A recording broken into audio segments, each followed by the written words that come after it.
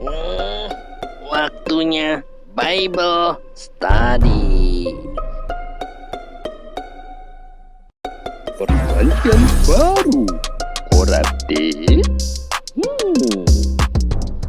Hari ini kita bahas ya soal perjanjian baru dengan temanya How Corrupted is the New Testament.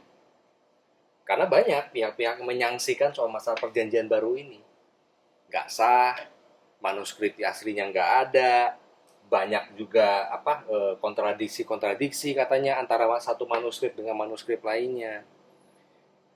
Untuk menjawab pertanyaan itu semua, kita harus ngerti dulu deh, satu dulu yang paling utama, bahwa untuk mengecek soal masalah absah nggak sahnya mempelajari Bible, kita harus paham konteks. Contoh, saya ambil satu contoh. Matius 17 ayat 27. Ini berbicara soal waktu Petrus lewat dan dicegat sama serdadu Romawi. Disuruh bayar pajak lewat. Itu kalau nggak salah 2 dinar atau apa. Petrus awalnya nggak mau, tapi disuruh sama Tuhan Yesus cari ikan. Nanti dari ikannya itu dapat ketemu koin, koinnya itu dikasih ke serdadu. Nah, cerita ini cuma ada di Matius. Markus, Lukas, Yohanes tidak mengandung cerita yang sama. Loh, kok bisa? Apa karena gara-gara satu kisah itu nanti dianggap bagian itu dari kisah Matius ini, dari Injil Matius ini nggak sah gitu? Bukan gitu. Kita harus paham dulu, kembali ke konteks. Siapa Matius? Matius itu pengutip pajak. Makanya pasti dia akan mencatat hal-hal penting berkaitan dengan uang. Contoh satu lagi, Kisah Para Rasul. Di chapter 1 ayat 18 dibahas soal Yudas. Dia menyesal, Yudas Iskariot, dia mati gantung diri, tubuhnya jatuh membentur batu sampai isi perutnya terburai. Kenapa bisa sampai ada detail yang sebegitunya di dalam Kisah Para Rasul? Nah, karena Kisah Para Rasul ditulis oleh Lukas. Siapa Lukas? Lukas itu backgroundnya tabib. Maka dia pasti akan menitik beratkan kepada hal-hal yang berkaitan sama anatomi tubuh. Jadi masing-masing pengarang setiap Injil ataupun surat akan membawa ke dalam Injil atau surat mereka backgroundnya mereka sesuai konteks saat itu. Dan harus diingat juga loh, zaman itu nggak ada mesin fotokopi. Nggak bisa bawa HP. Kamu punya tulisan itu bagus kitabnya, saya foto ya. Saya scan ya. Yang nggak ada. Yang ada disalin. Yang nyalinnya sendiri bisa jadi baru lulus sekolah. Baru ngerti. Huruf A sama huruf B bisa ketukar. Mungkin-mungkin aja. Itu loh. Tapi tidak merubah inti. Inti dari semua isi perjanjian baru yang membawakan mengenai gospel, Injil, kabar baik. Lalu apa inti perjanjian baru, kabar baik ini? Bahwa Tuhan hadir dalam bentuk manusia bernama Yesus.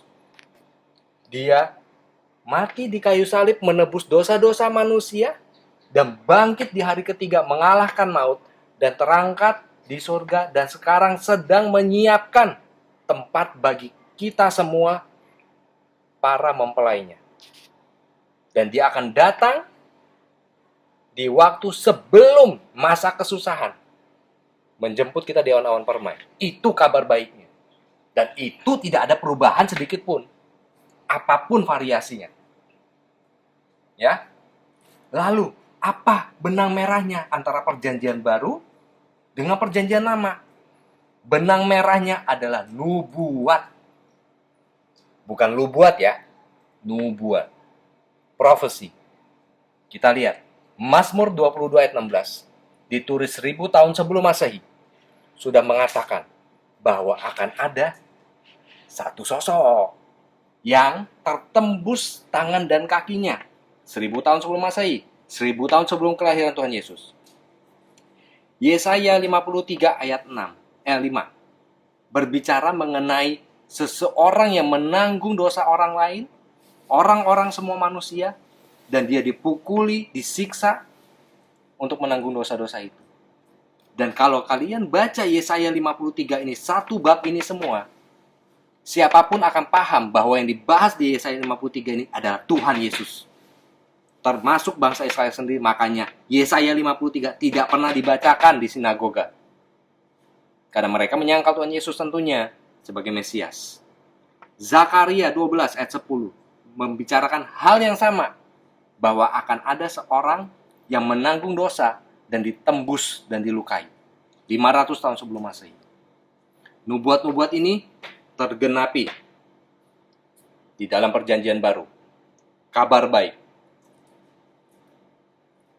Jadi, kembali lagi kepada topik kita hari ini, bahwa seberapapun perjanjian baru dikatakan dikorup lah, manuskrip asli tidak ada lah, diragukan siapa penulisnya, bisa jadi penulis Tesalonika bukan Paulus lah, dan lain-lain, tidak merubah intinya.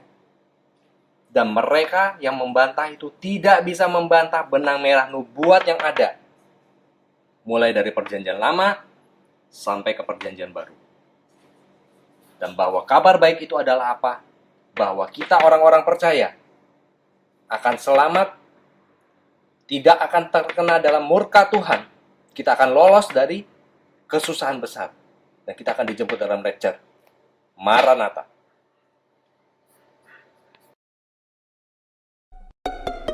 Thank you for watching. Produced by Ragi tempe.